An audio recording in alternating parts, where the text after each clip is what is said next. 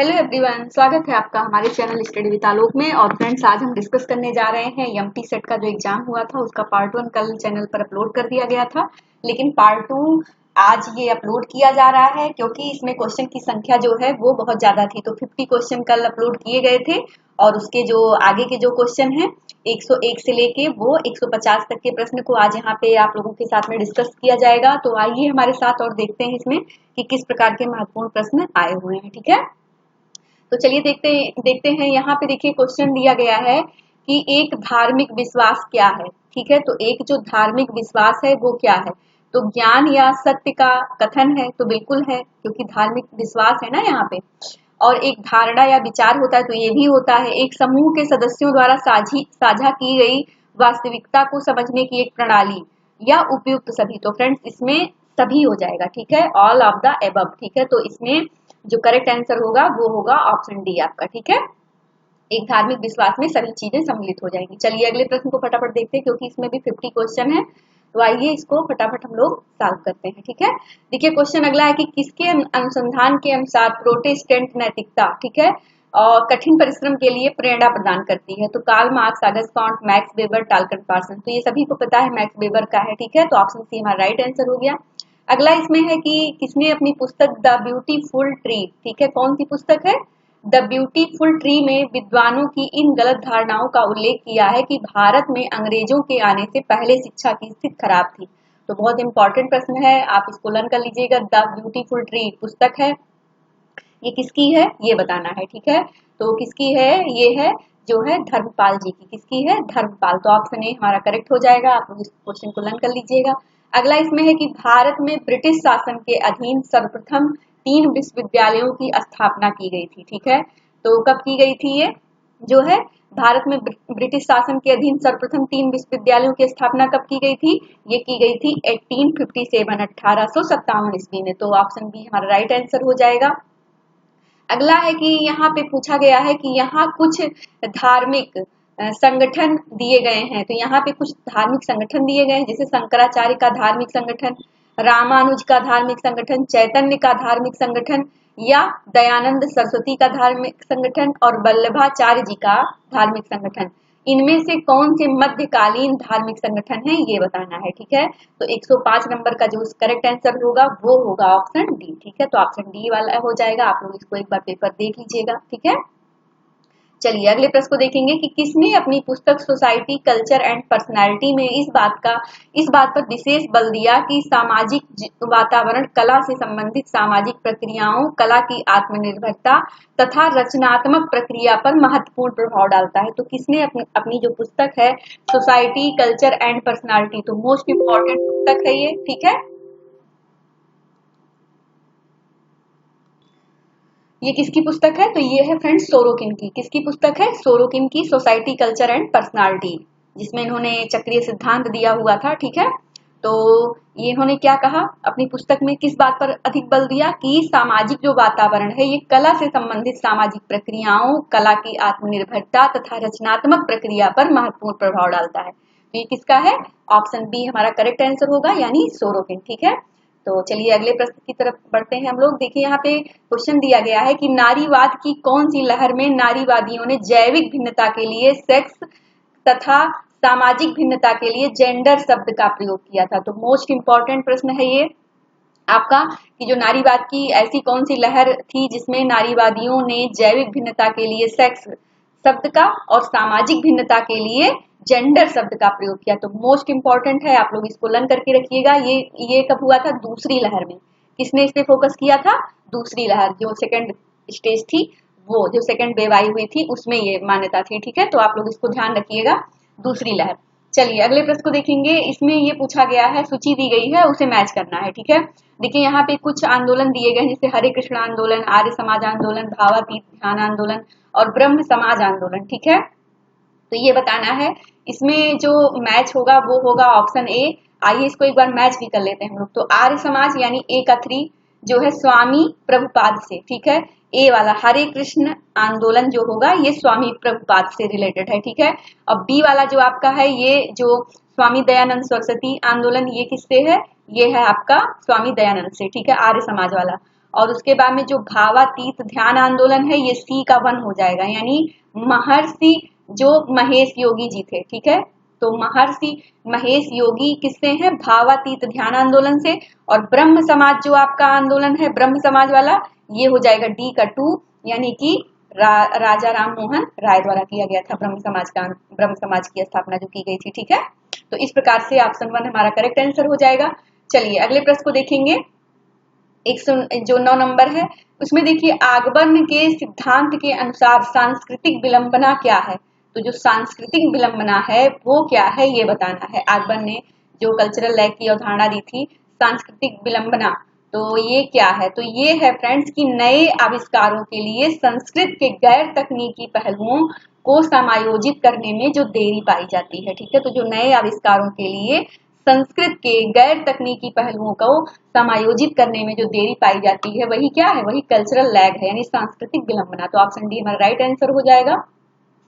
अगला प्रश्न है इसमें जो है कि हॉल के अनुसार, जो हॉल थे, हॉल के अनुसार सांस्कृतिक पहचान क्या है, ठीक है। तो देखिए वहां सांस्कृतिक विलंबना यानी कल्चरल लैग, और यहाँ पे जो है ये क्या पूछा गया है? कल्चरल आइडेंटिटी, ठीक है, यानी सांस्कृतिक पहचान किसके अनुसार? हॉल। तो फ्रेंड्स ये मोस्ट इंपॉर्टेंट प्रश्न है जो नेट वगैरह के अभ्यर्थी हैं, जो हायर एजुकेशन या जो भी एग्जामिनेशन देने जा रहे हैं, तो ये सब प्रश्न बहुत महत्वपूर्ण, इसमें कुछ प्रश्न आए हुए हैं, ठीक है। तो आप सब लोग इसको लर्न कर लीजिएगा। सांस्कृतिक पहचान यानी कल्चरल जो है आइडेंटिटी, कि ये जो अभी पूछ ले कि किसने ये अवधारणा दी हुई है कल्चरल आइडेंटिटी, तो ये थोड़ी सी नई है, आप लोग इसको ध्यान रखिएगा, हॉल के अकॉर्डिंग है, ठीक है। तो इसमें क्या है, ये क्या है ये पूछा गया। जैसे जो कल्चरल लैग की अवधारणा पीजीटी में पूछ लिया जाता है कि किसकी है, सांस्कृतिक विलंबना का सिद्धांत किसने दिया, तो आगबर्न का हो जाता है, ठीक है। लेकिन वैसे ही अगर ये पूछ लेते हैं आपसे कि जो है जो ये कल्चरल आइडेंटिटी है, ठीक है, यानी सांस्कृतिक पहचान की अवधारणा किसने दी है, और वहां पे 4 नाम दे देते हैं और 2-3 नाम नए दे देंगे, 1 नाम पुराना दे देंगे, तो वहां कंफ्यूजन जो है हो जाएगा। तो इसलिए ये प्रश्न भी बहुत इंपॉर्टेंट है, ठीक है, कल्चरल आइडेंटिटी। तो आप इस टर्म्स को ध्यान रखिएगा। अब इस क्वेश्चन के अंदर से पूछा गया है कि जो ये है क्या, यानी सांस्कृतिक जो पहचान है ये क्या होती है ये बताना है, ठीक है। तो देखिए यहाँ पे ये दिया गया है कि किसी व्यक्ति के होने का एक आवश्यक और अपरिवर्तनीय पहलू, या हमारे बारे में लगातार जो बदलते विवरण है, या सभी संस्कृतियों में जो एक निश्चित सार्वभौमिक धारणा पाई जाती है, या जो है जीन द्वारा निर्धारित एक जैविक विशेषता, ठीक है। तो फ्रेंड्स ये क्या हो जाएगा आपका, ये जो है ये आपका होगा बी नंबर, ठीक है, यानी हमारे बारे में जो लगातार विवरण है, ठीक है। तो हमारे बारे में जो बदलते विवरण होते हैं, ठीक है, वही क्या होंगे, ये उसको निर्धारित करते हैं कल्चरल आइडेंटिटी को। तो ये करेक्ट जो आंसर होगा हमारा वो होगा ऑप्शन बी, यानी हमारे बारे में लगातार बदलते विवरण। तो ये किसको प्रदर्शित कर रहा है, ये कल्चरल आइडेंटिटी को कर रहा है, ठीक है, यानी सांस्कृतिक पहचान। तो ऑप्शन बी हमारा राइट आंसर हो जाएगा। चलिए अगले प्रश्न को देखेंगे। यहाँ पे दिया गया है, एम.एन. श्रीनिवास ने संस्कृतिकरण की अवधारणा का प्रयोग निम्नलिखित में से किस पुस्तक में किया। तो मोस्ट इंपॉर्टेंट प्रश्न है, संस्कृतिकरण की अवधारणा पूछ लेते हैं कि किसने दिया है, तो किसने दिया है, एम.एन. श्रीनिवास ने। और इसमें पूछा गया है कि एम.एन. श्रीनिवास ने संस्कृतिकरण की अवधारणा का प्रयोग अपनी किस पुस्तक में किया। तो India's villages, religion and society among the Coorgs of South India, social change in modern India, the cohesive role of Sanskritization and other essays. तो फ्रेंड्स इन्होंने जो संस्कृतिकरण की अवधारणा दी थी एम.एन. श्रीनिवास जी ने, ये दी थी जो है किस पुस्तक में, religion and society among the Coorgs of South India. तो ऑप्शन बी हमारा क्या होगा, करेक्ट आंसर हो जाएगा, ठीक है। अगले प्रश्न को देखेंगे, मैक्स वेबर ने सामाजिक क्रिया के कितने प्रकारों का उल्लेख किया। तो मैक्स वेबर ने कितने प्रकार की क्रिया बताई थी फ्रेंड्स, तो ये बताई थी इन्होंने जो है 4 प्रकार की। कितनी, 4 प्रकार की। तो ऑप्शन बी हमारा राइट आंसर हो जाएगा। अगला है देखिए कि स्टडीज इन एथनो मेथोडोलॉजी पुस्तक के लेखक कौन है, ठीक है, तो कौन है, हेरोल्ड गारफिंकल। तो ऑप्शन सी हमारा करेक्ट आंसर हो जाएगा। अगला इसमें है कि समाजशास्त्र में सामाजिक तथ्यों के अध्ययन पर किसने बल दिया। तो ये किसने दिया था फ्रेंड्स, सभी को पता है, इमाइल दुर्खीम, ठीक है। तो ऑप्शन सी हमारा राइट आंसर हो जाएगा। अगला है इसमें कि structure and function in primitive society पुस्तक के लेखक कौन है। तो मोस्ट इंपॉर्टेंट, कई बार हायर एजुकेशन वगैरह में ये पुस्तक पूछी गई है नेट वगैरह में। तो रेडक्लिफ ब्राउन जी की पुस्तक है, ऑप्शन सी हमारा राइट आंसर हो जाएगा। अगला है इसमें 116 नंबर को देखेंगे कि जो है भारतीय आर्य संस्कृत का ब्राह्मण बालक है जो गंगा और यमुना के मैदानों पर पोषित हुआ है और उधर से देश के अन्य भागों में पहुंचा है। तो कई बार ये प्रश्न रिपीट हुआ है, किसका है, जीएस घुरिये जी का। ठीक है, तो ऑप्शन बी हमारा राइट आंसर हो जाएगा। The phenomenology of the social world पुस्तक के लेखक कौन है? ठीक है, तो कौन है फ्रेंड्स, अल्फ्रेड शुट्ज महोदय हैं। तो ऑप्शन डी हमारा राइट आंसर हो जाएगा, यानी 117 का। अब हम देखेंगे 118 नंबर को। अपनी किस पुस्तक में इरविन गॉफमैन ने नाटकीय उपागम, अभिनय शास्त्रीय उपागम का जो ड्रामेटोलॉजिकल अप्रोच, ठीक है, इसका जो है ये इन्होंने प्रयोग किया था आपका अभिनय शास्त्रीय उपागम।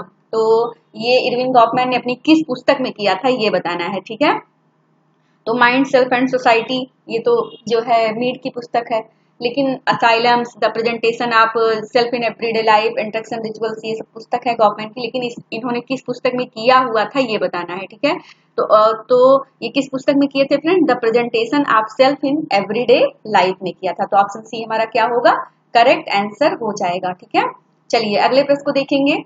यहाँ पे दिया गया है एनहिलेशन ऑफ कास्ट। तो कई बार ये पुस्तक पूछी गई है, किसकी है, बी आर अम्बेडकर जी की। ठीक है, तो आइए अगले प्रश्न को देखते हैं। किसी विशेष समय बिंदु पर तथ्य संग्रहण वाला अध्ययन अभिकल्प क्या कहलाता है? तो किसी विशेष अध्ययन, किसी विशेष समय बिंदु पर तथ्य संग्रहण वाला अध्ययन अभिकल्प क्या कहलाता है? तो क्या कहलाता है, ये कहलाता है आपका प्रतिनिध्यात्मक अध्ययन। ठीक है, यानी क्रॉस सेक्शनल स्टडी। ठीक है, क्या कहलाता है, क्रॉस सेक्शनल स्टडी, प्रतिनिध्यात्मक अध्ययन कहलाता है। तो किसी विशेष समय बिंदु पर तथ्य संग्रहण करने वाला अध्ययन जो अभिकल्प है उसे प्रतिनिध्यात्मक अध्ययन कहते हैं। तो ऑप्शन सी हमारा करेक्ट आंसर होगा।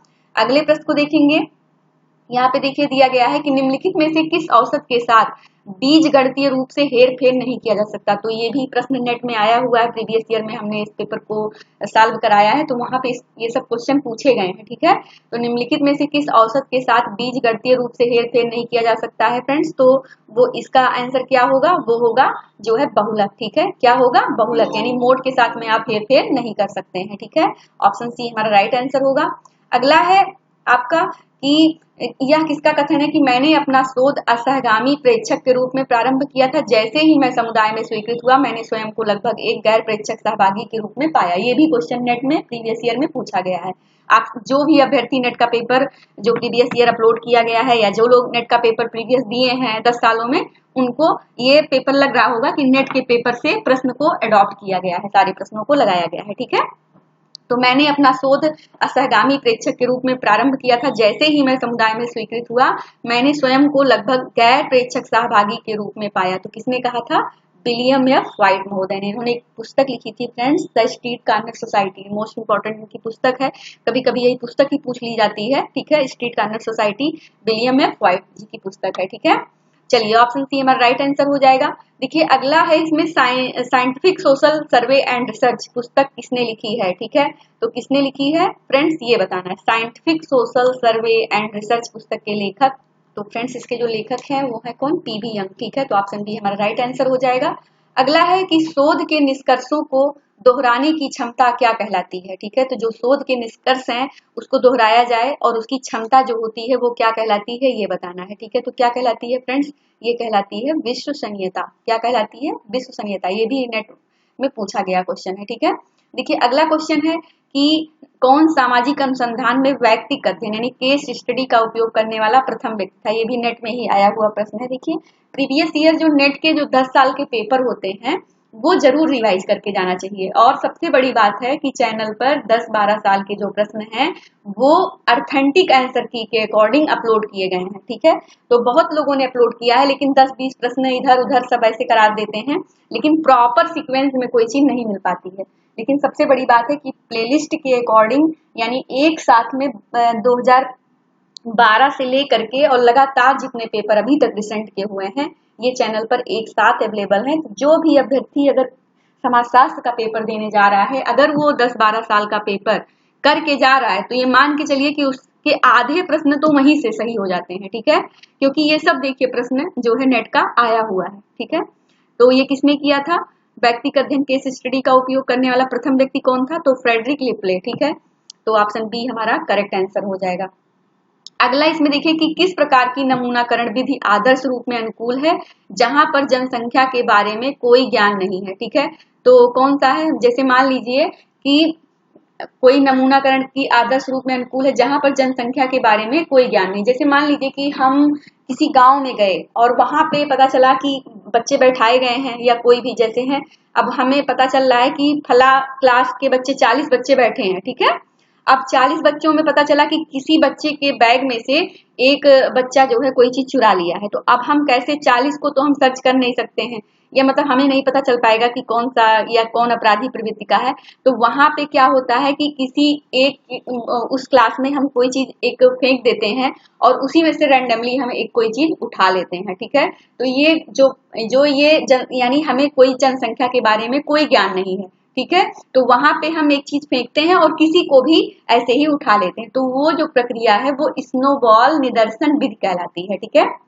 यानी नमूनाकरण विधि आदर्श रूप से अनुकूल है जहां पर जनसंख्या के बारे में हमें कोई ज्ञान नहीं है, फिर हम उसी को उठा करके उसी से ही ज्ञान प्राप्त करते हैं, ठीक है।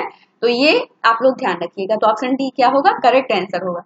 अगला देखिए, समाज मिति संबंधित है, तो जेएल मोरेनो से, किसका, जेएल मोरेनो, समाज मिति का पैमाना इन्होंने दिया हुआ था। इनकी एक बहुत ही प्रसिद्ध पुस्तक है, वो भी पूछी जाती है, हु शैल सर्वाइव, ठीक है। तो हु शैल सर्वाइव ये वाली पुस्तक इनका है, ध्यान रखिएगा, जेएल मोरेनो, ठीक है। तो ऑप्शन बी हमारा राइट आंसर हो जाएगा। अगला है कि जब एक चर गुणात्मक तथा दूसरा चर मात्रात्मक हो तो उन दोनों के मध्य सह परिवर्ती ज्ञात करने के लिए किस मापन का प्रयोग किया जाएगा, ठीक है। तो यानी जब एक चर आपका जो है एक चर गुणात्मक और दूसरा चर मात्रात्मक हो तो उन दोनों के जो मध्य सह परिवर्ती ज्ञात करने के लिए किस मापन का उपयोग करेंगे, ठीक है। तो किस मापन का उपयोग करेंगे फ्रेंड्स, हम करेंगे वहां पे काई स्क्वायर, ठीक है। तो काई स्क्वायर यानी जो आपका ऑप्शन डी है ये करेक्ट आंसर होगा, ठीक है। चलिए अगले प्रश्न को देखेंगे। यहाँ देखिए सारे रिसर्च के क्वेश्चन पूछे गए हैं और ये जो रिसर्च वाले प्रश्न हैं ये सब नेट में पूछे गए हैं आपके सब्जेक्ट में, ठीक है। निम्नलिखित में से किस शोध में नियंत्रण समूह सम्मिलित है, ठीक है। तो कौन सा ऐसा शोध है जिसमें नियंत्रण समूह सम्मिलित है, तो इसका जो करेक्ट आंसर होगा वो क्या होगा, ऑप्शन सी, ठीक है। यानी एक्सपेरिमेंटल रिसर्च, प्रयोगात्मक शोध विकल्प, इसमें क्या है, नियंत्रक समूह सम्मिलित होता है, ठीक है। चलिए 130 हो गया। अब 131 को देखेंगे कि समाजशास्त्र में संरचना शब्द का सर्वप्रथम प्रयोग किसने किया। हमने बीच में पीजीटी से संबंधित 500 क्वेश्चन चैनल पर अपलोड किए थे। आप जो भी अभ्यर्थी लगातार जुड़े होंगे जिसने 500 प्रश्न को सॉल्व किया होगा, वहां देखिए हमने बताया था सामाजिक संरचना शब्द का प्रयोग, ठीक है। और जो है ये प्रत्यक्षवाद हो गया आपका, या जो है तमाम जो है संरचना था, और एक था आपका क्या था उसमें, संस्था, हाँ सामाजिक संस्था, जो संस्था शब्द का प्रयोग, ठीक है, संरचना शब्द का प्रयोग, ये सब जो प्रयोग किए थे ये किसने किए थे, ये हमने आपको पूरा उस 500 प्रश्नों में बताया हुआ था। एक पूरा टेस्ट में ही 3 चीजें लगाई थी। तो ये सब जो टर्म्स यूज किए थे फ्रेंड्स, ये किए थे हर्बर्ट स्पेंसर महोदय। किसने किया था, हर्बर्ट स्पेंसर। तो आप लोग ध्यान रखिएगा, संरचना शब्द का जो सर्वप्रथम प्रयोग किया था वो हर्बर्ट स्पेंसर ने किया था। और संस्था भी, अगर संस्था भी पूछता है कि संस्था शब्द का प्रयोग सर्वप्रथम किसने किया था, उद्विकास शब्द का सर्वप्रथम प्रयोग किसने किया था, तो ये सब चीजें बताई गई हैं, ठीक है। तो ये किसने किया था, ये किया था स्पेंसर महोदय ने। तो ऑप्शन बी हमारा राइट आंसर हो जाएगा। अगला इसमें है कि किसने संस्कृत की 3 विशेषताओं, आदर्शात्मक संस्कृत, इंद्रिय परक संस्कृत और आदर्शवादी संस्कृत का उल्लेख किया है, ठीक है। तो किसने किया था, सोरोकिन महोदय ने, ठीक है। तो ऑप्शन ए हमारा करेक्ट आंसर होगा। अगला है कि कौन सा समुदाय का अनिवार्य तत्व नहीं है। तो जो समुदाय होता है जहाँ पे क्या पाई जाती है, हम की भावना पाई जाती है, वहां पे सामान्य जीवन होता है, निर्भरता की भावना होती है, लेकिन वहां पे ऐच्छिक सदस्यता नहीं पाई जाती है, ठीक है। क्या होती है, जो ऐच्छिक सदस्यता है ये नहीं होती, वहां पे अनिवार्य सदस्यता पाई जाती है, ठीक है, ना कि ऐच्छिक, ठीक है। तो ऑप्शन बी हमारा राइट आंसर हो जाएगा। अगले क्वेश्चन को देखेंगे कि सामाजिक परिस्थिति की अवधारणा किस विद्वान से संबंधित है, ठीक है। तो जो ये सामाजिक परिस्थिति है, ठीक है, यानी सोशल स्टेटस जो रिलेटेड है वो किससे है फ्रेंड्स, तो ये है राल्फ लिंटन की अवधारणा। किसकी है, राल्फ लिंटन। तो जो इसका करेक्ट आंसर होगा वो होगा ऑप्शन सी। अगला क्वेश्चन है इसमें कि नातेदारी व्यवहार में उस प्रथा को क्या कहा जाता है जिसमें मामा द्वारा भांजे एवं भांजियों को अन्य सभी रिश्तेदारों की अपेक्षा अधिक प्राथमिकता दी जाती है। तो इसको क्या कहते हैं, इसको कहते हैं एवेंकुलेट यानी मातुले, ठीक है। क्या कहते हैं, मातुले। और जिसमें बुआ को ज्यादा जो प्रधानता दी जाती है, अगर यहाँ पे मामा की जगह जो है पति की बहन यानी जो बुआ होती हैं उनको अगर कहा जा रहा है तो वो एमिटेट हो जाएगा यानी पितृस्वसा, ठीक है। तो ऑप्शन डी वहां पे होगा। लेकिन अगर ये मामा पक्ष से पूछा जा रहा है, मामा द्वारा भांजियों भांजियों को अन्य रिश्तेदारों की अपेक्षा अधिक प्राथमिकता दी जा रही है, तो उसे एवंकुलोकल कहते हैं, ठीक है। एवंकुलेट, तो मातुले ये हो जाएगा, ठीक है। तो कभी कभी एवंकुलेट या कभी कभी एवंकु लोकल कह देते हैं, लेकिन ये ऑप्शन सी यानी मातुले और पितृससा यानी एमिटेट यानी बुआ को प्रधानता दी जाएगी मामा की जगह पे, ठीक है। तो आप इसको ध्यान रखिएगा, ये क्वेश्चन बार बार रिपीट होते रहते हैं। अगला इसमें है कि धर्म की उत्पत्ति के सामाजिक सिद्धांत अथवा टोटमवाद के सिद्धांत के प्रतिपादक कौन है, ये बताना है, ठीक है। तो ये जो सामाजिक सिद्धांत अथवा टोटमवाद के सिद्धांत के जो प्रतिपादक हैं वो कौन थे फ्रेंड्स, ये थे दुर्खीम, ठीक है। तो दुर्खीम महोदय हो जाएंगे। इन्होंने ऑस्ट्रेलिया की अरुंडा जनजाति का अध्ययन किया था, आप सभी को ध्यान होगा, ठीक है। सर ने बहुत अच्छे से दुर्खीम को जब पढ़ाया तो सारी चीजें बताई थी। ऑस्ट्रेलिया की अरुंडा जनजाति में इन्होंने अध्ययन किया था और वहीं पे टोटमवाद के सिद्धांत का प्रतिपादन भी किया था, ठीक है। तो ऑप्शन डी हमारा करेक्ट आंसर हो जाएगा। अगला है देखिए कि हम समिति के सदस्य होते हैं संस्था के नहीं, तो किसने कहा है, बहुत बार क्वेश्चन पूछा गया है पीजीटी वगैरह में, मैकाइवर योंग पेज, ठीक है। चलिए अगले प्रश्न को देखेंगे। किसने कहा कि शिक्षा का अर्थ नई पीढ़ियों को औपचारिक रूप से सामाजिक विरासत को हस्तांतरित करना है। तो मोस्ट इंपॉर्टेंट है, ये भी नेट में आया हुआ प्रश्न है, ठीक है। शिक्षा का अर्थ नई पीढ़ियों को औपचारिक रूप से सामाजिक विरासत को हस्तांतरित करना है। तो ये किसने कहा है, ये बताना है, ठीक है। तो किसने कहा है फ्रेंड्स, ये हो जाएगा आपका करेक्ट आंसर। फ्रेंड्स मैंने तो इसको नेट में देखा था, जो नेट ने माना था दुर्खीम को माना था, ठीक है। लेकिन यहाँ पे जो क्वेश्चन दिया गया है, इसका आयोग ने जो आंसर दिया है वो दिया है डी यानी जिस पर, ठीक है। तो कमेंट बॉक्स में आप सभी लोग जो भी लेक्चर देख रहे हैं या जो चैनल पर बने हुए हैं वो सभी लोग हमें कमेंट बॉक्स में इसका जो है ऑथेंटिक आंसर भी जो है भेजा जाएगा। अगर कहीं मिलता है तो मैं अपलोड कर दूंगी वहां चैनल पे, ठीक है, कमेंट बॉक्स में। और लेकिन अगर किसी को मिलता है तो वो भी अपनी राय कमेंट बॉक्स के माध्यम से हमें प्रोवाइड कर सकते हैं। लेकिन क्योंकि ये नेट का पेपर जब मैंने सॉल्व कराया था तो वहां पे एनटीए नेट ने इसको दुर्खीम माना हुआ है, ठीक है, कि शिक्षा का अर्थ नई पीढ़ियों को औपचारिक रूप से सामाजिक विरासत को हस्तांतरित करना है। लेकिन यहाँ जो एमटी में जो इसकी आंसर की जारी हुई है, यहाँ पे इन्होंने इसका आंसर डी को माना हुआ है, ठीक है। तो अभी ये संदिग्ध है, आप लोग भी जिसको भी जानकारी होगी वो कमेंट बॉक्स में अपना जो उत्तर है आंसर वो बता सकते हैं, ठीक है। चलिए अभी इसको हम पेंडिंग में ऐसे ही छोड़ देते हैं। चलिए अगले क्वेश्चन को देखते हैं। यहाँ पे देखिए क्वेश्चन पूछा गया है कि सामाजिक स्त्रीकरण को प्रकार्यात्मक रूप में अनिवार्य मानने वाले विद्वान कौन है। तो प्रकार्यात्मक रूप से सामाजिक स्त्रीकरण को किसने माना था, डेविस योंग मोरे, ठीक है। तो ऑप्शन सी हमारा राइट आंसर हो जाएगा। किसने कहा कि सामाजिक संस्कृतिकरण की प्रक्रिया एक दो तरफा प्रक्रिया है, ठीक है। तो किसने कहा है जो संस्कृतिकरण की प्रक्रिया है एक दो तरफा प्रक्रिया है, ये बताना है, ठीक है। इसका भी आंसर आयोग ने डी को माना हुआ है, यानी डॉक्टर श्रीनिवास एमएन श्रीनिवास को माना हुआ है। लेकिन ये योगेंद्र सिंह को मैंने पढ़ा हुआ है, ठीक है। तो अभी आप लोग इसको ये भी प्रश्न अब कंफ्यूजन में ही है, डिस्प्यूट है, ठीक है। अब हो सकता है जब संशोधित आंसर की आए तो उसमें जो है ये चेंज कर दें, लेकिन अभी इन्होंने इसमें डी को माना हुआ है, ठीक है, जो रिवाइज आंसर की आई हुई है। तो उसके अकॉर्डिंग डी माना है, यानी संस्कृतिकरण की जो प्रक्रिया एक दो तरफ प्रक्रिया है। तो ये तो योगेंद्र सिंह हम लोगों ने पढ़ा हुआ है, तो जिनको भी पता होगा वो इसका कमेंट बॉक्स में हमें इसका जो है आंसर बताएंगे अभ्यर्थी, ठीक है। तो ऑप्शन डी ये आयोग के द्वारा भी आया हुआ है, लेकिन ये भी प्रश्न संदिग्ध है, हो सकता है आयोग इसको रीचेंज कर दे, ठीक है। तो इसको भी अभी हम लोग रखते हैं स्टार लगा के। चलिए अगले प्रश्न को देखेंगे। यहाँ पे पूछा गया है कि आंद्रे विताई के अनुसार कृषि सामाजिक संरचना का अध्ययन किन प्रमुख मुद्दों के चारों ओर घूमता है, ठीक है। तो जो आंद्रे विताई थे जिन्होंने स्त्रीपुरम का अध्ययन किया था, उसमें इन्होंने एक पुस्तक भी लिखी थी कास्ट क्लास एंड पावर, आप लोगों को याद होगा, ठीक है। उसमें इन्होंने क्या बताया था कि कृषि सामाजिक संरचना का अध्ययन किन प्रमुख मुद्दों के चारों ओर घूमता है। तो इसमें तकनीकी व्यवस्था और सामाजिक व्यवस्था यानी दोनों ए और बी दोनों सही हो जाएगा। तो ऑप्शन सी हमारा राइट आंसर हो जाएगा। अगला इसमें कि किसके अनुसार ब्रिटिश काल में भारतीय गांव छोटे गणराज्य थे, ठीक है। तो किसके अनुसार जो ब्रिटिश काल में जो भारतीय गांव थे वो क्या थे, छोटे छोटे गणराज्य थे। तो देखिए इसमें दिया गया है मेलिनोस्की, एस हैंडीमैन, ड्यूमा या लुइस मॉर्गन, ठीक है। तो ये बताना है इसमें। तो इसका जो आयोग ने सही आंसर दिया है वो दिया है सर हेनरी एस मेन, ठीक है, तो ऑप्शन बी, ठीक है, तो ऑप्शन बी जो है इसका करेक्ट आंसर है, ठीक है। जबकि ऐसे ही एक चार्ल्स मेटकॉफ का आता है ना कि भारतीय गांव छोटे छोटे गणराज्य हैं, ठीक है, तो भारतीय गांव छोटे छोटे गणराज्य हैं, ये किसका आता है, चार्ल्स मेटकॉफ, तो चार्ल्स मेटकॉफ का है, लेकिन यहाँ पे मेटकॉफ है भी नहीं।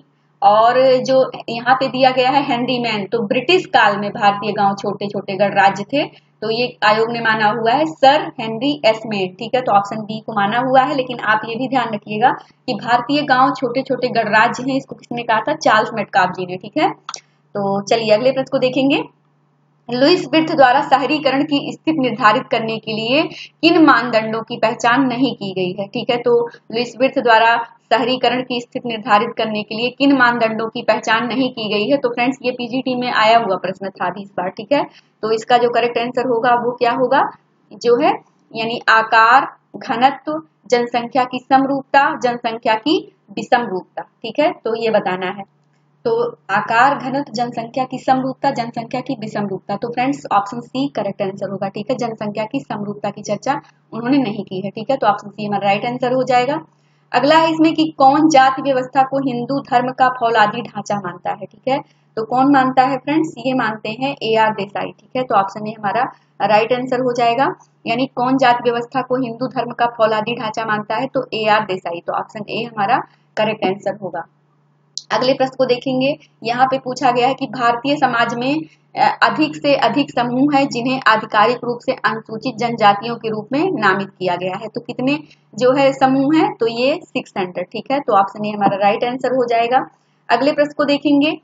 एक सूची दी गई है, यहाँ पे देखिए पुस्तक है, उनके लेखक हैं पैट्रोनेज एंड जो है explanation, peasant struggle in India, peasant movements in India, Champaran and Mahatma Gandhi, ठीक है, तो ये सब पुस्तकें पहले भी आई हुई हैं, इंपॉर्टेंट हैं, तो इसमें जो करेक्ट आंसर होगा वो होगा सी, ठीक है, क्या होगा, सी, तो इसको एक बार आप मैच कर लीजिएगा, यानी ए का हो जाएगा 4 पैट्रोनेज एंड एक्सप्लाइटेशन, तो ये किसका हो जाएगा, ए का 4 यानी जॉन ब्रीमेन की पुस्तक है, ठीक है, और बी का पीजेंट स्ट्रगल इन इंडिया सभी को पता है, बी का 1 यानी कि AR देसाई, और सी जो पीजेंट मूवमेंट्स इन इंडिया है, ये सी का 2 हो जाएगा DN धनागरे, चंपारण एंड महात्मा गांधी, जो डी का है वो क्या हो जाएगा 3 यानी कि राजेंद्र प्रसाद, ठीक है, तो इस प्रकार से ऑप्शन सी हमारा करेक्ट आंसर हो जा रहा है। अगला है इसमें ये पूछा गया है कि जो है किसके अनुसार बाजार के नेतृत्व करने वाले शहरीकरण को धीमा करने या हतोत्साहित करने के सभी प्रयास विफल और अनुत्पादक रहे हैं, ठीक है, तो ये बताना है किसने कहा है, ये कहा है फ्रेंड्स रोजर जेटर महोदय ने, किसने, रोजर जेटर, तो ऑप्शन डी हमारा राइट आंसर होगा कि बाजार के जो नेतृत्व करने वाले शहरीकरण को धीमा करने या हतोत्साहित करने के जो सभी प्रयास हैं वो क्या है, विफल और अनुत्पादक हैं, तो ये रोजर जेटर महोदय ने कहा है, तो ऑप्शन डी हमारा राइट आंसर होगा।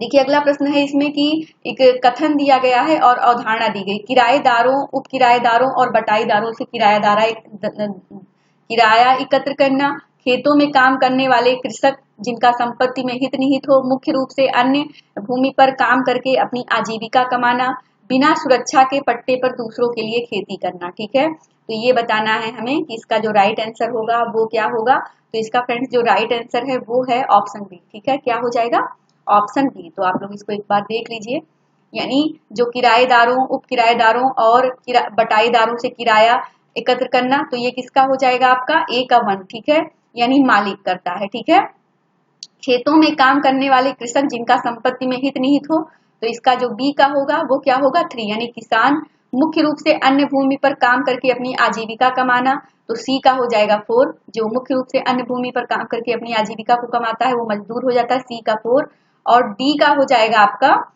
2, ठीक है, यानी बिना सुरक्षा के पट्टे पर दूसरों के लिए खेती करना, तो डी का हो जाएगा 2 यानी बटाईदार, तो इस प्रकार से आपका जो बी आंसर है वो करेक्ट हो जाएगा, ठीक है। देखिए ये 149 क्वेश्चन को देखेंगे, यहाँ पुस्तक दी गई है और उसके राइटर दिए गए हैं, तो इंपॉर्टेंट है, आप लोग एक बार देख लीजिए। डिक्लाइन ऑफ द वेस्ट बहुत ही महत्वपूर्ण पुस्तक है, ठीक है, स्पेंगलर की। The culture of cities, the study of rural society, society culture and personality, तो ये तो अभी society culture and personality Sorokin का आया हुआ था ना आगे, वही देखिए यहाँ पे पूछा गया है पुस्तक के रूप में। कभी कभी ये भी होता है कि वही चीजें वहां पे लिखी रहती हैं, कभी कभी पुस्तक के माध्यम से, तो एक ही पेपर में 2 क्वेश्चन हमारे सही हो जाते हैं, ठीक है। तो ये भी थोड़ा सा आप लोग ध्यान रखा करिए। देखिए डिक्लाइन ऑफ द वेस्ट, तो ए का हो जाएगा 3, तो ए का 3 ये आपका बी में है, ठीक है। तो ए का 3 हो गया, फिर बी का हो जाएगा आपका 4, ठीक है, यानी द कल्चर ऑफ सिटीज, तो ममफोर्ड की पुस्तक है द कल्चर ऑफ सिटीज, तो बी का 4 हो गया। A study of rural society, ये किसकी है, सी का 1, यानी कि ये J H Kolb and Brunner महोदय की, ठीक है। और society culture and personality, C का हो जाएगा आपका 2, यानी कि सोरोकिन की बहुत इंपॉर्टेंट पुस्तक है। तो इस प्रकार से इसका जो करेक्ट आंसर होगा फ्रेंड्स, वो होगा आपका ऑप्शन बी, ठीक है। चलिए एमपी सेट के लास्ट प्रश्न को देखते हैं, हम लोग सॉल्व करते हैं। देखिए यहाँ पे भी आंदोलन है और उसके वर्ष दिए गए हैं, ठीक है। तो चंपारण आंदोलन जो बिहार में हुआ था, खेड़ा कृषक आंदोलन, बारडोली सत्याग्रह और मालाबार में मोपला विद्रोह, ठीक है।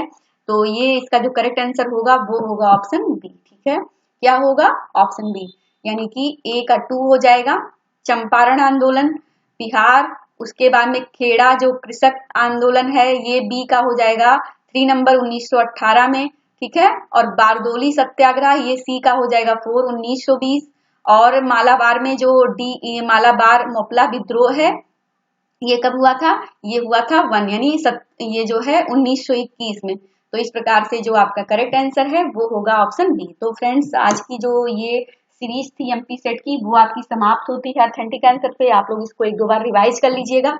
हमें आशा है कि आप सभी को वीडियो पसंद आई होगी। वीडियो को लाइक करिएगा, चैनल को सब्सक्राइब करिएगा। Thank you so much.